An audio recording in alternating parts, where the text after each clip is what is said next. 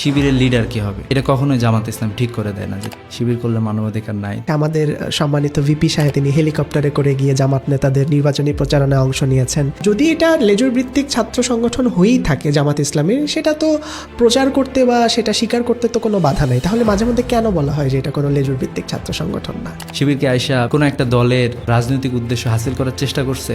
করে না। টিএসসিতে একটা প্রদর্শনীর আয়োজন করা হয়েছিল। ওখানে বেশ কিছু জায়গায় ৭১-এর সময় জামাত ইসলামের যে সকল বিতর্কিত নেতা আছেন তাদের বেশ কিছু ছবি দিয়ে তাদের কন্ট্রিবিউশন প্রচার করা হচ্ছিল। আপনারা তো তাহলে এই কাজটার মধ্য দিয়ে কি ওই দলটার স্পেসিফিক ন্যারেটিভ প্রতিষ্ঠা করার চেষ্টা করছেন না?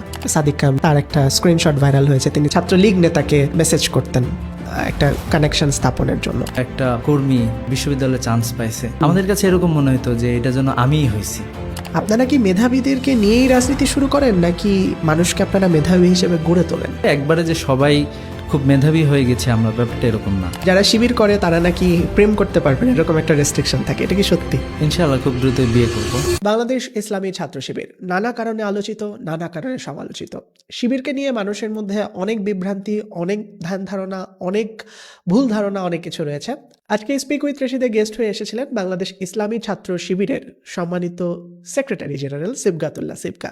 সোশ্যাল মিডিয়ার যাকে নিয়ে অনেক আগ্রহ, অনেক ইন্টারেস্ট, আজকে তিনি এসে খোলাখুলি আলাপ করেছেন নানা বিষয় আশয়। চলেন আজকের এপিসোডটা শুরু করি। তার আগে জানিয়ে দিতে চাই, স্পিক উইথ রশিদকে আপনারা ভালোবাসেন, আমরা আনন্দিত হই, আপনাদের জন্যই আমাদের এই পথ চলা। লাইক, কমেন্ট, শেয়ার, সাথে সাবস্ক্রাইব বাটনটা ক্লিক করতেই হবে, কারণ এটা আমার জন্য আপনাদের থেকে বেস্ট রিওয়ার্ড। চলেন এপিসোডটা শুরু করি। আসসালামু আলাইকুম সিবগাতুল্লাহ সিবগা ভাইয়া, আপনাকে ওয়েলকাম স্পিক উইথ রশিদে। আমি বাংলাদেশ ইসলামী ছাত্র শিবিরের মাননীয় সেক্রেটারি জেনারেলকে আজকে আমার সামনে পেয়েছি। কেমন আছেন আপনি? আলহামদুলিল্লাহ ভালো আছি। ধন্যবাদ রশিদকে এবং দর্শকদেরকে। সিবগা ভাই, আপনাকে নিয়ে আমি জানি অডিয়েন্সের অনেক আগ্রহ, আপনাকে সবাই ডাকসুর সময় থেকেই চেনে, এবং আপনাকে নিয়ে সোশ্যাল মিডিয়াতে একটা টার্ম আছে, তুর্কি প্রিন্স, এটা কি সত্যি? এটা আসলে আমি দেখছি সোশ্যাল মিডিয়া টার্ম এটা ব্যবহার করা হয়। তো আসলে কে শুরু করছিল, কিভাবে শুরু করছিল, কোনো কিছুই জানি না। আচ্ছা, শুধু দেখি যে কিছু মানুষ ব্যবহার করে তুর্কি প্রিন্স, আচ্ছা। এটাই দেখা যাচ্ছে। ওই জায়গা থেকে মানুষজনের আপনাকে নিয়ে অনেক আগ্রহ, এবং আপনাকে বোধহয় পডকাস্ট ইন্টারভিউ খুব একটা দেখা যায় না, এটাই মনে হয় প্রথম। তো আজকে অনেক কিছু জানার আছে আমাদের, একদম এ টু জেড। আই বিলিভ খুব সুন্দর একটা কনভারসেশন যাবে। জি জি ইনশাল্লাহ। শুরুতেই একটু জানতে চাই একদম আপনার ছাত্র রাজনীতিতে আসার পেছনের গল্পটা। আপনার এডুকেশন লাইফ, স্টাডি লাইফ কোথায় ছিল, কিভাবে আপনি যুক্ত হলেন ছাত্র রাজনীতিতে, এটা একটু জানতে চাই। আসলে ছাত্র রাজনীতিতে একবারে ছোটবেলায় আমার বাড়ি হলো ঠাকুরগাঁও। আচ্ছা, ঠাকুরগাঁয়ে বেড়ে ওঠা। তো একটা সময়ে দেখা গেছে যে শিবির অফিস, আমাদের ছাত্র শিবিরের তৎকালীন অফিস আমাদের বাসার খুব কাছাকাছি ছিল। তো যার ফলে দেখা যেত যে একটা যাতায়াত ছিল, এবং শিবিরের কিছু প্রকাশনা, বিভিন্ন সময় গিফট পাইতাম ওইখান থেকে। ওকে। তো এর বাইরে জানাশোনা ছিল। তো একটা সময় গিয়ে স্কুলে, তখন হয়তোবা মানে ছোটবেলায়, এটা একবারে খুব ছোট ক্লাসে, ওই সময়টাতে হয়তো দু একটা প্রোগ্রামে যাওয়ার সুযোগ হয়েছিল। একটা সময় কর্মী হয়েছে। তো কর্মী হওয়ার পরে ইসলামী ছাত্র শিবিরের যে ধারাবাহিক প্রসেস আছে, কর্মী সাথী সদস্য হওয়া, এইভাবে, তো এই প্রসেসে আর আগাই নাই। কারণ হচ্ছে যে শিবিরের অনেকগুলো বিষয় থাকে, ব্যক্তিগত রিপোর্ট রাখা, অন্যান্য বিষয়গুলো। এরপরে মূলত শিবিরের সাথী হওয়া আসলে ক্লাস 10-এ। আচ্ছা। তো ওই সময়টাতে একটু সংগঠন, ওই সময়টাতে একটু ভালোভাবে শুরু করা। তখন এটা কত সাল ছিল ওই সময়টা? ওইটা মনে হয় 2009 সাল। 2009 সাল। তখন তো একদম ভরপুর আওয়ামী রিজিম, আমি যদি ভুল না করি। তো ওই সময়টাতে মানে আপনার কি ফ্যামিলি কোনো ব্যাকগ্রাউন্ড ছিল, পলিটিক্যাল জড়িত, নাকি জাস্ট আপনি একদম নিজের ইন্টারেস্ট থেকেই যুক্ত হয়েছেন? আমার ফ্যামিলি ব্যাকগ্রাউন্ডও পলিটিক্যাল ফ্যামিলি ব্যাকগ্রাউন্ড। আমার বাবাও রাজনীতির সাথে জড়িত, যার ফলে এখানটাতে আসা। তবে আমাদের সংগঠনে যেটা হয় যে একবারেই সবাই যে ফ্যামিলি ব্যাকগ্রাউন্ড থেকে আসে, ব্যাপারটা এরকম না। বিভিন্ন জায়গা থেকেই সংগঠন করে। দেখা যায় যে এক একজনের ফ্যামিলি এক এক রকম আইডিওলজি বিলং করে, কিন্তু আইসা সংগঠন করে। তো এরকমটা হয় অনেক সময়। তো আমার ক্ষেত্রে এটা ছিল যে আমার ফ্যামিলি ব্যাকগ্রাউন্ড সাংগঠনিক ছিল। আচ্ছা, তারপরে যখন পলিটিক্সে আসলেন ওই সময়টাতে আসলে শিবিরের রাজনীতি তো বাকি গতানুগতিক যে ছাত্র রাজনীতি বা লেজুর ভিত্তিক রাজনীতির যে ধারা ওই রকম না, এটার মধ্যে অনেক ব্যাপার আছে, ওগুলো নিয়ে আমরা আলোচনা করব। তারপরে কিভাবে রান করলেন ব্যাপারটা, মানে ওই সময়টা তো একটা কঠিন সময় ছিল, আপনারা হয়তো খুব সহজে সব কিছু করতে পারতেন না, অনেক ভয়ের ব্যাপার ছিল, আর আপনার বয়সও তো তখন খুব কম, অ্যারেস্ট হওয়ারও ব্যাপার স্যাপার ছিল, ওই ব্যাপারগুলো কি করে হ্যান্ডেল করতেন? আমরা যখন শুরু করেছিলাম তখনও আসলে ফ্যাসিবাদ এরকম একটা কঠিন পর্যায়ে যায় নাই। তখনও আমরা আহ, সংগঠনের কথা বলা, অন্যদেরকে সংগঠনে নিয়ে আসা অথবা ডিবেট করা, দেখা গেছে যে ছাত্রলীগ অথবা আওয়ামী লীগের লোকদের সাথে অথবা বিএনপি অন্যান্যদের সাথে ডিবেট হলে ডিবেটও করতাম, এরকম ছিলাম। তো ওই সুযোগটা ওই সময় ছিল। মূলত পরিস্থিতি কঠিন হয় আস্তে আস্তে যখন ফ্যাসিবাদ খুব শক্তিশালী হয়ে ওঠে, বিশেষ করে শাহবাগের পরবর্তী সময়গুলোতে। মানবাধিকার যখন ছিল না, বলা যায় যে শিবির করলে মানবাধিকার নাই, তো আমরা যেটা পাইছিলাম 10, 11, 12 ওই সময় দেখা গেছে যে কোনো একটা মিটিং মিছিল হচ্ছে, সেই মিছিলে যাওয়া। তো আমাদের ওই সময় একবারে ছোটবেলায় হয়তোবা মানে জাস্ট এসএসসি মানে 10ম শ্রেণী, 11, 12 ওই সময়টাতে, তো ওই সময়টাতে যেটা দেখতাম যে একটা আন্দোলনের ডাক আসছে, যাইতাম। যে ওই সময় আমাদের জন্য এটা ব্যাপার ছিল যে পুলিশও আছে ওইখানে, আমরা ওইখানে গিয়ে আন্দোলন করতেছি। প্রথম দিকে ব্যাপারগুলো এরকম ছিল, কিন্তু আস্তে আস্তে এটা একটু কঠিন হয়ে যায়। তো এই সময় তো আসলে অনেকের অনেক ধরনের ভয় কাজ করতো, কিন্তু তারপরেও সংগঠনের যখন আসলে সংগঠন বোঝা হয় ঠিকঠাক মতো, আমি তো আমার ট্র্যাকে ঠিকই আছি, তো আমি তো আমার গণতান্ত্রিক অধিকার পালন করার জায়গায় আছি। তো এই জায়গা থেকে এই জায়গাগুলোতে যাওয়া হয়তো। এবং আমার যেটা সেটা হলো যে একবারে তখন ওই সময়টাতে যখন আমার মনে পড়ে যে ওই সময় মামলা দেয়া শুরু হয় প্রথম, মিথ্যা মামলাগুলো দেয়া শুরু হয়, এবং হচ্ছে একদিন একটা ঠাকুরগাঁয়ে একটা হয়, পুলিশ হামলা করে আমাদের উপরে, এবং এরপরে ওই সময় মূলত আমার নামে প্রথম মামলাটা হয়। আপনার নামে প্রথম মামলা? আপনার বয়স কত তখন? ওই সময় ওই সময় একবারে ছোট, তখন আমার সার্টিফিকেটের বয়সও আসলে 16-17 এরকম। তো ওই সময়টাতে মামলা হয়। তো পরবর্তীতে আরেকটা মামলা হয়, 2টা মামলা হয় এলাকায়, ওই হ্যাঁ ওই সময়টাতে। তারপর মানে মামলার কি কোনো মামলাগুলোতে দেখা গেছে যে মামলা যখন হয় তখন তো আমরা তখন তো একটু সরে যাওয়া, একটু লুকায় যাওয়া, যাতে করে অ্যারেস্ট না হয়, গ্রেফতার না হয়। এর মাঝে আবার ইন্টারমিডিয়েট পরীক্ষা হইলো আর কি, আলিম পরীক্ষা আমার। তো এটা শেষ করার পরে ঢাকায় চলে আসছি কোচিংয়ের জন্য। আচ্ছা, তো এরপরে তো পড়াশোনা এবং অ্যাডমিশন, এটাতে ওই সময়টাতে একটু ছাড় ছিল। সংগঠনের ক্ষেত্রে আমাদের যেটা ব্যাপার যে অনেক সময় আমাদের যখন এরকম পরীক্ষা অথবা এই জাতীয় অ্যাডমিশন এই সময়গুলো আসে, তখন সংগঠন এটা বলে দেয় যে তুমি তাহলে এই সময়টাতে একটু পড়াশোনা করো, তোমার জন্য ছাড় দেওয়া হলো, পড়াশোনাটা করাই তোমার হলো কাজ। তো ওই অ্যাডমিশনের সময়টা পড়াশোনা করা এবং পরবর্তী বিশ্ববিদ্যালয়ে আসা। এবং আমি একটা বিষয় একটু জানতে চাই যে যেহেতু বললেন পরিবারে একটা রাজনৈতিক ব্যাকগ্রাউন্ড ছিল, সেটা যেই দলেরই হোক থাকতে পারে, বাট আপনার তো একজন প্রাপ্তবয়স্ক মানুষ হিসেবে একটা তো পলিটিক্যাল ইন্টারেস্ট অবশ্যই ছিল। তো আরও তো অনেক দল ছিল যেগুলোরও ছাত্র উইং আছে, আপনি কেন শিবিরেই যুক্ত হলেন? কোন জিনিসটা আপনাকে স্পেশালি অ্যাট্রাক্ট করে, এটা যদি একটু বলতেন। আমাদেরকে যেটা মনে হয় যে সংগঠনে আমি যেটা দেখছিলাম আর কি, শিবিরের মাঝে আলটিমেটলি মানে একটা ছাত্রকে গড়ে তোলার যে জায়গা, এই জায়গাটা শিবিরের মধ্যে ছিল ওই সময়। আর কারো মাঝে এরকম কর্মসূচিগুলো ছিল না যে একটা ছেলে কিভাবে পড়াশোনা করবে, কিভাবে ভালো করবে, তার বেসিক কোন কোন জায়গাগুলোতে ইমপ্রুভমেন্ট দরকার, এই জাতীয় অন্য কোনো সংগঠনে বাংলাদেশের ছাত্র রাজনীতিতে এগুলো আসলে ছিল না। তো এই বিষয়গুলো শিবিরের ছিল। এবং একটা বিষয় আমার কাছে যেটা সবসময় মনে হয় শিবির করে আই এম ব্লেসড, সেটা হলো যে আলটিমেটলি আমাদের ঘরের মধ্যে একটা শান্তি আছে অন্যরকম। আপনি অন্য কোনো একটা রাজনৈতিক দল করবেন, আমার বিভিন্ন বন্ধুদের সাথে বিভিন্ন রাজনৈতিক দলে যারা আছে তাদের সাথে আমার বিভিন্ন সময় কথাবার্তা হয়, তাদের ক্ষেত্রে যেটা দেখি যে তাদের ইন্টারনাল একটা পলিটিক্স থাকে, এবং এই পলিটিক্সটা খুবই খারাপ পলিটিক্স, একজন আরেকজনকে কিভাবে ল্যাং দিয়ে সামনের দিকে আগায় যাওয়া যায় এরকম। কিন্তু শিবিরের ক্ষেত্রে মানে এরকম একটা চমৎকার একটা ভ্রাতৃত্ব আছে, একটা ভাই ভাই ব্যাপার আছে। যেমন আমার মনে পড়ে যে আমি যখন বিশ্ববিদ্যালয়ে হয়তোবা কোনো একটা সময় শুনছি যে আমাদের কোনো একজন জনশক্তি অথবা কোনো একজন ভাই বিশ্ববিদ্যালয়ে ফার্স্ট হয়েছে কোনো একটা ডিপার্টমেন্টে, অথবা একটা কর্মী সে কোনো একটা বিশ্ববিদ্যালয়ে চান্স পাইছে, আমাদের কাছে এরকম মনে হতো যে এটা যেন আমিই হয়েছি, যে অথবা আমার নিজের ছোট ভাই চান্স পাইছে। তো আমার নিজের ছোট ভাই একটা ভালো কিছু করলে আমি যেরকম মানে একটা আনন্দিত হইতাম আর কি, আমার কাছে যেমন ভালো লাগা কাজ করতো। তো সংগঠনের জনশক্তিদের ক্ষেত্রেও আমাদের এরকম ব্যাপারটাই আছে, অন্য একজন যদি ভালো জায়গায় যায় এটা আমরা খুবই অ্যাপ্রিসিয়েট করি এবং খুবই আনন্দিত হই, ওইটাকে এক্সাম্পল হিসেবে সামনে নিয়ে আসি, অন্যদেরকে বলি যে ওর মতো হও। তো এই বিষয়গুলো আসলে শিবিরের ইউনিক ছিল।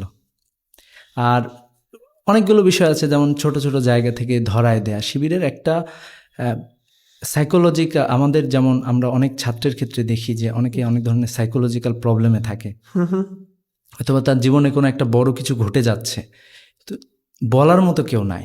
আমি যখন বিশ্ববিদ্যালয়ে হয়তোবা আমি তখন 4th ইয়ারে পড়ি, তখন আমার এফরমান হল ছিল। তো ওই সময় একটা ছেলে আত্মহত্যা করলো। তো আত্মহত্যা করার পরে আমার খুবই খারাপ লাগতেছিল যে ইস, এই ছেলেটা নিশ্চয়ই তার মনে অনেক বেদনা ছিল, কোনো কথা ছিল।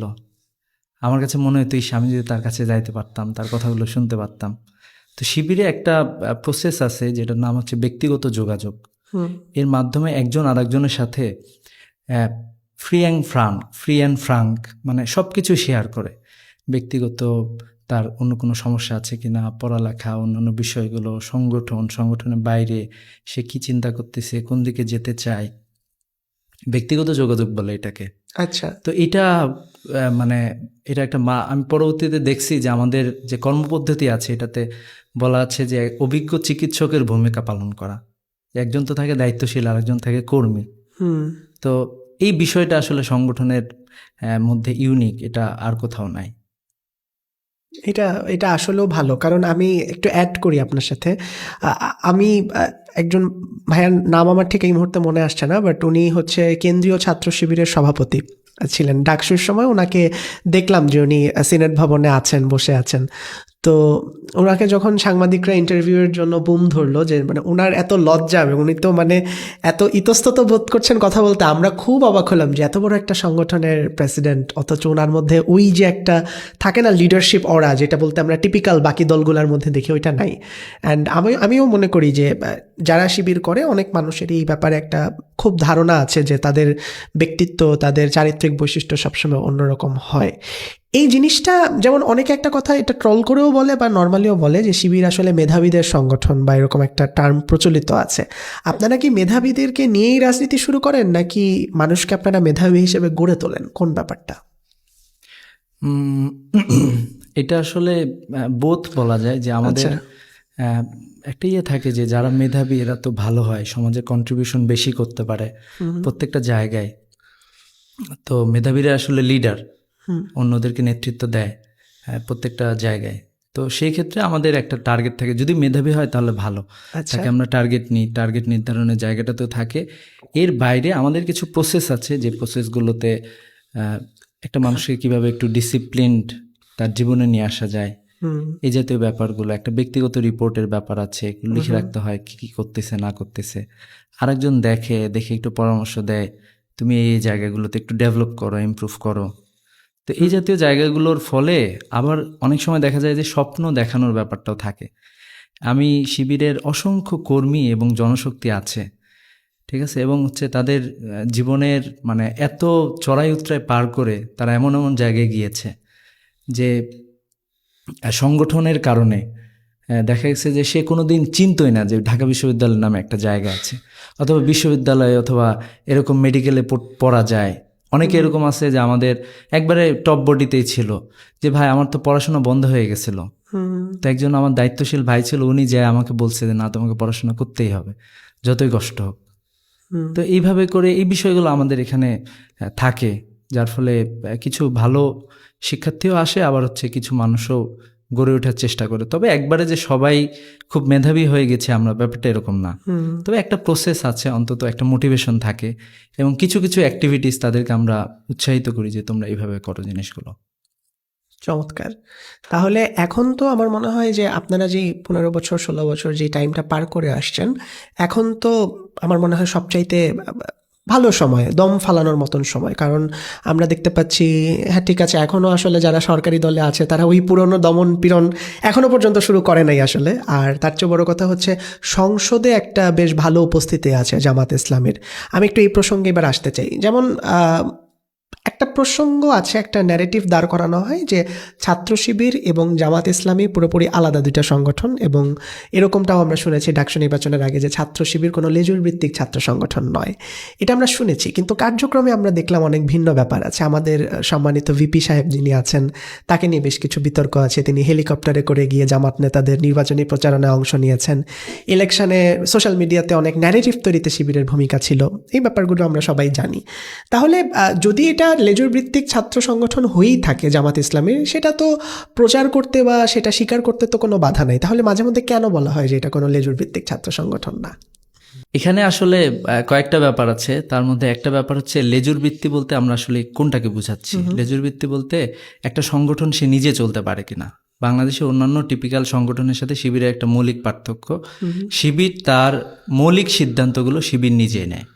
যেমন এবারে জুলাই বিপ্লবের পরবর্তী সময়ে বাংলাদেশের রাজনীতি, মানে রাজনীতির যে একটা পরিবর্তন হচ্ছে এবং যে সংস্কারগুলো আমরা প্রত্যাশা করতেছি, তো আমরা পলিটিক্যাল ওই জায়গাটা থেকে দেখছি যে আসলে এই মুহূর্তে বিএনপির চেয়ে জামাত ইসলাম এখানে আগায় আছে।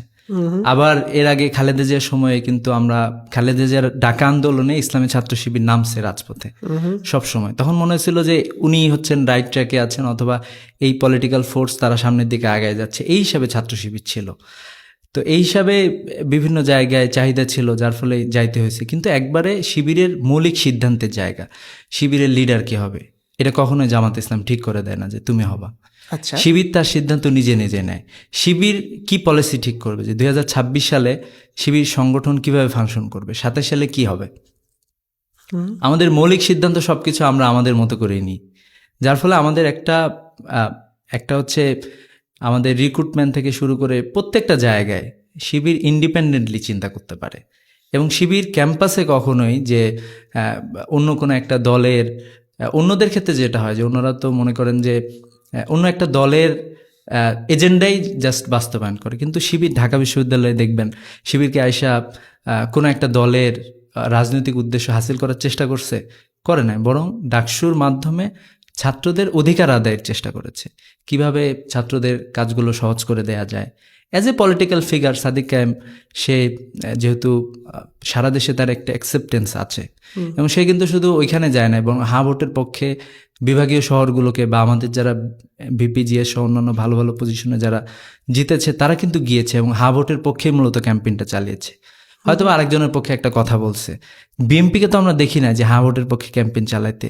একবারে শেষ দিকে এসে তারেক রহমানকে আমরা দেখেছি যে উনি হা ভোটের পক্ষে কথা বলেছেন, কিন্তু আমরা দেখতে পাচ্ছিলাম যে পলিটিক্যাল স্ট্যান্ড তারা আসলে সেভাবে নিচ্ছে না। তো এইভাবে আমরা আসলে সবসময় আমাদের সংগঠন চালানোর যে জায়গাটা, এটাতে আমরা একবারে নিরপেক্ষভাবে আমরা আমাদের মতো করে, আমাদের পুরোপুরি স্বাধীনতা আছে যে আমরা এটা কিভাবে চালাবো। আচ্ছা, শিবিরকে আমরা কিছু ওয়েলফেয়ার কার্যক্রম করতে দেখি। এটা আমরা ডাকসুর আগেও দেখেছি, ডাকসুর পরেও দেখেছি। এবং আমরা এটা জানি যে একটা ওয়েলফেয়ার অর্গানাইজেশন যা কার্যক্রম করতে হয়, সেখানে সবচেয়ে বড় বাধা হচ্ছে বাজেট অনেক বড় একটা ইস্যু। পয়সা থাকলে অনেক কিছু করা যায়, পয়সা না থাকলে কিছু করা যায় না। শিবির এই ফান্ডিং অফ সোর্সটা কি, ফান্ডিংটা কোথা থেকে পায়, আই মিন এটার সোর্সটা কোথা থেকে আসে, এটা অনেকেরই প্রশ্ন, আমি একটু জানতে চাই। শিবিরের একবারে সব কিছু ওপেন আছে। আপনারা যদি আমাদের কর্মপদ্ধতি অথবা সংবিধান আছে, শিবিরের কিন্তু সিলেবাস যেটা আছে এটা একবারে ওপেন আছে আর কি, ওইখানে সবগুলো দেয়া আছে, ওখানে গেলেই দেখতে পাবেন। ওইখানে লেখা আছে যে শিবিরের জনশক্তি যারা হয়, আমরা যখন কর্মী হয়েছিলাম শিবিরে, তখন হচ্ছে প্রথম কাজটা হলো যে কর্মী হওয়ার পরে কিছু কার্যক্রম থাকে, তার মধ্যে একটা এটা আমাদেরকে শেখানো হয় যে আমাদের হচ্ছে সংগঠনে কন্ট্রিবিউট করতে হয়। আমার যদি ক্যাপাসিটি থাকে 5 টাকা আমি দিতে পারবো, তাহলে আমি 5 টাকায় দিই। 10 টাকা 20 টাকা যে যা পারে এটা কন্ট্রিবিউট করতে হয়। তো দেখা যায় যে আমাদের জনশক্তিদের সবাই ডোনেট করে সংগঠনের জন্য, সংগঠন পরিচালনার জন্য। এটা একটা আয়ের উৎস। আরেকটা আয়ের উৎস হচ্ছে যে আমাদের অ্যালামনাই যারা শিবির থেকে বিদায় হয়েছে অথবা শিবিরের অসংখ্য শুভাকাঙ্ক্ষী আছে, কারণ মানুষ আসলে একটু ভালোবাসে বিভিন্ন কারণে শিবিরকে। তো যার ফলে তাদের একটা ডোনেশনও আছে, তারাও কন্ট্রিবিউট করে যে তোমরা সংগঠন চালানোর ক্ষেত্রে তারাও আমাদেরকে একটা সহযোগিতা করে। তো আমাদের জনশক্তি এবং আমাদের শুভাকাঙ্ক্ষী এই দুইটা আয়ের উৎস। এছাড়াও শিবিরের প্রকাশনা আছে, প্রকাশনা থেকে শিবির ইনকাম করে। আচ্ছা, কেন্দ্র কি সংগঠন। প্রকাশনাগুলো মানে? শিবিরের প্রায় 300 ধরনের প্রকাশনা আছে। আচ্ছা, যেমন হচ্ছে বাৎসরিক অনেকগুলো প্রকাশনা থাকে, ক্যালেন্ডার, এরপরে ডায়েরি, ঠিক আচ্ছা, আছে, এরপরে ডেস্ক ক্যালেন্ডার থেকে শুরু করে অনেকগুলো বেশ অনেকগুলো প্রকাশনা আছে, অনেকগুলো বই আছে। তো এই জায়গা থেকে আমাদের বেশ কিছু একটা আয় প্রতিষ্ঠানও তো মনে হয় আছে, if I am not wrong, coaching centre বা যেই প্রতিষ্ঠানগুলো, ওগুলো কি আপনাদের অ্যাফিলিয়েশন নাকি ওগুলো জামাতের? আমরা আসলে আমাদের মূলত ছাত্র কল্যাণমূলক যে কার্যক্রমগুলো এগুলো আমরা করে থাকি। তো আচ্ছা। ওই কেন্দ্রিক কিছু প্রতিষ্ঠান আমরা হয়তোবা অনেক সময় চালানো হয়, আমাদের চলে, অনেকগুলোই আছে। মূলত এটা আসলে আমাদের মানে শুরুটা আসলে এরকম যে আমরা একটু ছাত্রদের যেমন আমাদের যে কোনো প্রতিষ্ঠান এটা শুরু হয়েছে মূলত শুধুমাত্র একটু সহযোগিতা করার জন্য, হয়তোবা কাজ করতে গিয়ে কিছু কিছু প্রতিষ্ঠান একটু বড় হয়ে গেছে এরকম।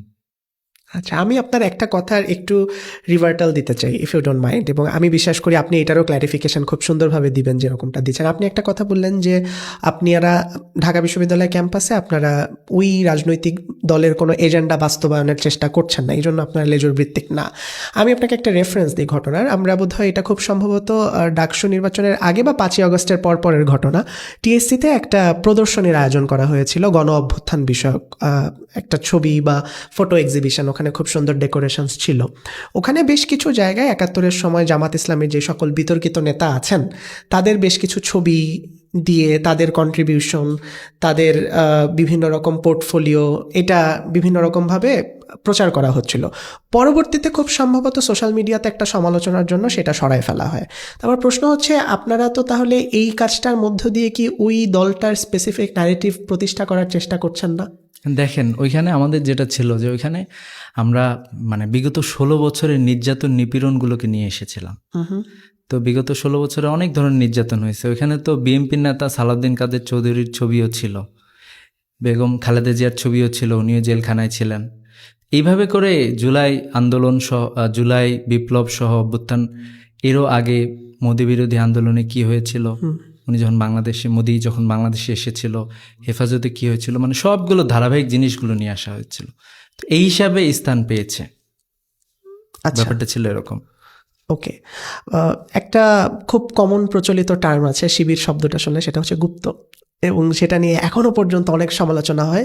বিএনপিপন্থী অ্যাক্টিভিস্ট যারা আছে অনলাইনে তারা এটা নিয়ে প্রচুর কথাবার্তা বলে, এবং রিসেন্টলিও আমরা দেখলাম যে সাদিক কায়েম যিনি ভিপি ছিলেন তার একটা স্ক্রিনশট ভাইরাল হয়েছে, তিনি ছাত্রলীগ নেতাকে মেসেজ করতেন একটা কানেকশন স্থাপনের জন্য। আমার প্রশ্ন হচ্ছে, আপনাদের দিক থেকে অনেক জায়গায় এটা মাঝে মধ্যে ক্ল্যারিফাই করা হয়েছে যে গুপ্ত থাকাটা কেন উদ্দেশ্য প্রণোদিত ছিল। আপনি কি একটু আপনার দিক থেকে বলতে পারবেন কিনা এই ব্যাপারে? এই যে মানুষ গুপ্ত বলে আপনাদেরকে ট্রোল করে, বা আমি যদি ট্রোলটা বাদ দিই এটাকে একটা সিরিয়াস অভিযোগ হিসেবেও নেই যে আসলে তো আপনারা 17 বছর গুপ্তই ছিলেন, নির্যাতিত তাহলে কিভাবে হলেন? আপনারা তো ওদের সাথে মিশে ওদেরই রাজনীতি করেছেন। আপনার এই ব্যাপারে কোনো কিছু কি বলার আছে? দেখেন, এখানে আমরা যেটা শিবির হচ্ছে বা আওয়ামী লীগের বিরুদ্ধে এই ফ্যাসিবাদী আমলের এই সময়টাতে এমন কোনো ইভেন্ট নাই যেটাতে শিবির রাজপথে ছিল না। তো এখন আমরা জানি ফ্যাসিবাদী আমলে ছিল মিডিয়া মনিটরিং করা হইতো, মিডিয়ায় কি যাবে কি যাবে না এটা ঠিক করে দেওয়া হইতো। যেমন আপনি এখনো দেখবেন যে অনেক জায়গায় অনেক বড় দুর্ঘটনা ঘটে গিয়েছে। এই যে নির্বাচনের পরে হাতিয়ায় যে একজন নারী ধর্ষণের ঘটনা কিন্তু ঘটছে, পত্রিকায় কি এভাবে কাভার করছে? পত্রিকা কিন্তু সেভাবে কাভার করে নাই। কিন্তু হাতিয়ার নারী ধর্ষণের ঘটনাটা তো পরবর্তীতে ক্ল্যারিফাই হয়েছে যে এখানে কিছু হয়নি, মানে মিডিয়া যারা নিয়ে আসছে তাদেরকে ফোন দেওয়া হয়েছে, হুমকি দেওয়া হয়েছে যে এটা নিয়ে আসা যাবে না, এরকম ব্যাপারগুলো ছিল। আচ্ছা, আপনি এখনো সে এমপির কাছে যান, আব্দুল্লাহ হান্নান মাসুদের কাছে যান, সে বলবে যে কিভাবে কি কি হয়েছিল, ডকুমেন্ট তার কাছে সব আছে, কিন্তু মিডিয়া প্রকাশ করতে পারতেছে না। তো ইসলামী ছাত্র শিবিরের প্রত্যেকটা ইভেন্টে ইসলামী ছাত্র শিবির রাজপথে ছিল। আমি আপনাকে বলি, আমি 2023 সালে শিবিরের দায়িত্বে তো ছিলাম। ওই সময় শিবিরে আমি তৎকালীন প্রকাশনা সম্পাদক। আপনি দেখবেন যে তখন ঢাকায় বিভিন্ন ছাত্র সংগঠনের আওয়ামী লীগ বিরোধী কর্মসূচি হচ্ছিল আর শিবিরের কর্মসূচি হচ্ছিল। হুম। অন্যান্য দলগুলো রুমের মধ্যে তাদের কর্মসূচি পালন করতেছিল। আর ইসলামী ছাত্র শিবির প্রত্যেক বিভাগীয় শহরে আপনি দেখবেন যে ইসলামী ছাত্র শিবির বড় বড় মিছিল ছিল, 2000, 2500 মানুষ নিয়ে, 3000, 5000, 10,000 মানুষ নিয়ে পর্যন্ত